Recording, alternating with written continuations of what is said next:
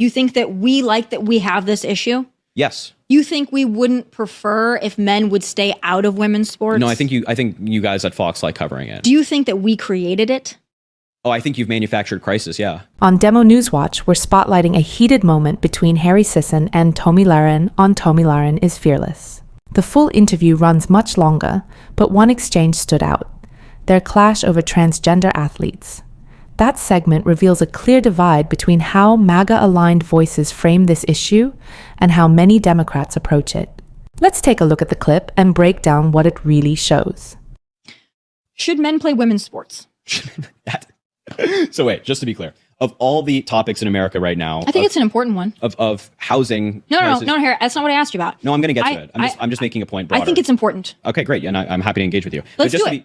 Just to be clear, I think it's an important topic. I hear you. I hear what you're saying. But what I'm saying to you is, of all the issues we have in the United States right now, housing prices, grocery prices, inflation, global conflict, domestic conflict, ICE, immigration, all these topics, one of the most important to you is men and women's sports. Sure. Okay. How many trans athletes are there in the NCAA?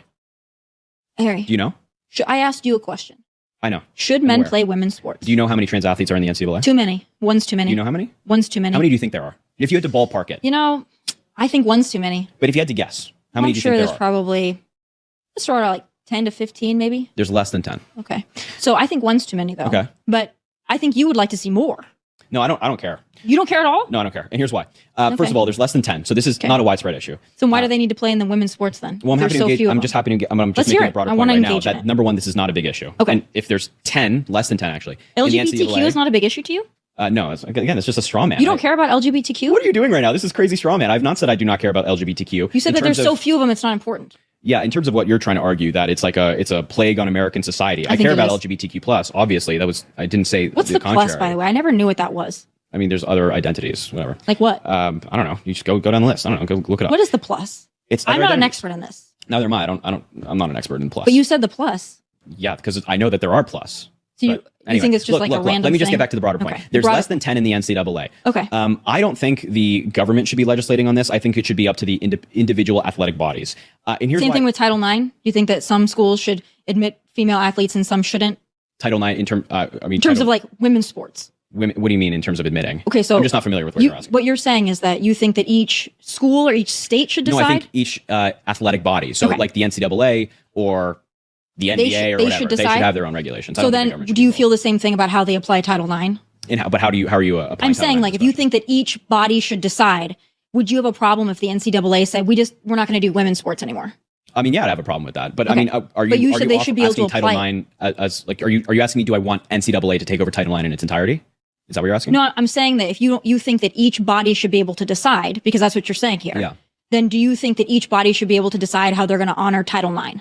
I mean, so again, what are you So Title IX was designed to protect and to create a space for women in sport. Sure. Okay. Right. Yeah. So I think it's fine for the government to be involved in that. But when it comes to these independent bodies, I think in terms of who can compete, it's up to them. I mean, they already have regulations on who can and can't compete. If you're not in college, if you're 30, you can't go back to the NCAA, right? So they have their own regulations. I think it's up to them to figure it out. I don't want politicians figuring it out. I don't think that Republicans or Democrats in Congress have any better sense of this issue than you or I. I think we should leave it up to doctors and the doctors that work in these independent athletic agencies. What are the doctors going to tell us? I don't know. Talk to the doctors. What a woman We're not doctors.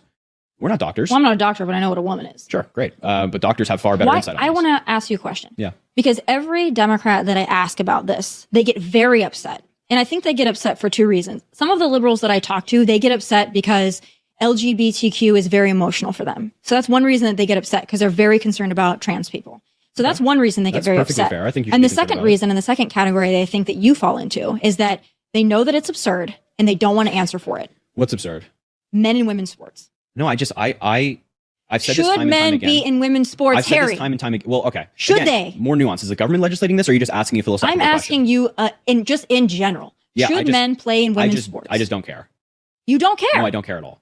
So you don't care about women's sports? You don't care about the integrity of women's sports and spaces? I don't care about the less than 10 athletes in the NCAA who are trans and want to play sports.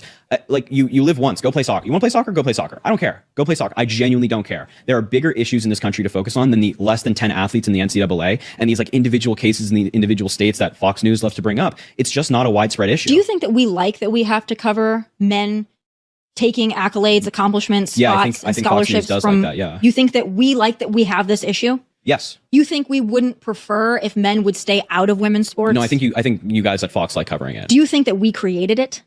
Oh, I think you've manufactured crisis, yeah. Do you think that we said that men should play in women's sports we could cover it? No, I'm not claiming that. Why are men playing in women's sports?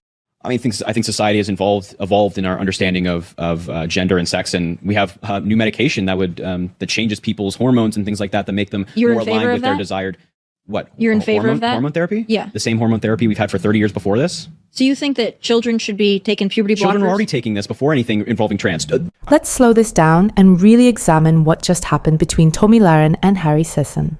When Tomi Lahren argues that Democrats fall into only two categories, either emotionally defensive about LGBTQ rights or secretly aware their position is absurd, she's creating a closed framework.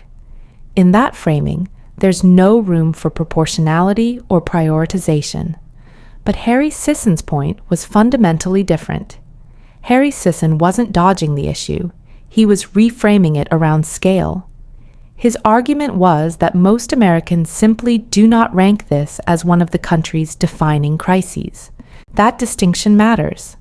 Harry Sisson highlighted that the number of transgender athletes competing in the NCAA is reportedly in the single digits. That's not a nationwide structural breakdown of women's sports. Yet Tomi Lahren pressed the idea that one is too many, which transforms a statistically rare situation into a symbolic emergency. The disagreement between Harry Sisson and Tomi Lahren wasn't just about sports. It was about what deserves national urgency. This rhetorical pattern isn't new. Republican officials and conservative commentators have often used high-profile individual cases to drive broader narratives. For example, immigration debates frequently reference tragic crimes, sometimes invoking cases like Lachen Riley as proof of systemic collapse. The emotional appeal is powerful, but Harry Sisson's underlying point mirrors what many Democrats argue more broadly. Policymaking must be proportional to scale. Emotional resonance alone cannot determine federal or statewide law. When Tomi Lahren shifts the discussion toward youth sports, the stakes become even more serious. In states such as Ohio and West Virginia, legislation has reportedly been proposed or enacted that affects extremely small numbers of students. In several nationally reported cases across the country, proposed restrictions were tied to a single transgender student participating in school athletics. Harry Sisson's broader implication, and the concern many Democrats raise, is about whether it's responsible governance to draft sweeping laws centered on one child. There's also the question of consistency. Tomi Lahren frames this as a defense of women's sports, but historically, women's professional leagues like the Women's National Basketball Association have often struggled for media respect and financial investment. Critics have pointed out that many conservative pundits rarely championed the WNBA or women's soccer before this issue became a political flashpoint. That contrast invites scrutiny. Is the sudden urgency about protecting women's athletics long-standing and structural, or situational and political? Harry Sisson also argued that athletic governing bodies, not Congress, are structurally better equipped to determine eligibility standards. Institutions like the National Collegiate Athletic Association already create detailed participation rules, update compliance frameworks, and consult medical research when questions arise. Professional leagues and international federations routinely revise their policies based on evolving science and competitive data. Harry Sisson's broader point reflects a long-standing Democratic view about institutional competence. Specialized organizations exist for a reason, and not every complex issue requires federal lawmakers stepping in with one-size-fits-all legislation. In other words, the question isn't whether rules should exist, it's who should craft them. Harry Sisson's position suggests that medical professionals, athletic administrators, and regulatory experts are better positioned to weigh competitive fairness alongside inclusion, rather than elected officials responding to political pressure or cable news momentum. None of this erases legitimate debate about fairness in women's sports. Tomi Lahren is voicing concerns that resonate with many conservative voters who believe competitive equity must be protected. But Harry Sisson's argument centers on scale, governance boundaries, and proportional response.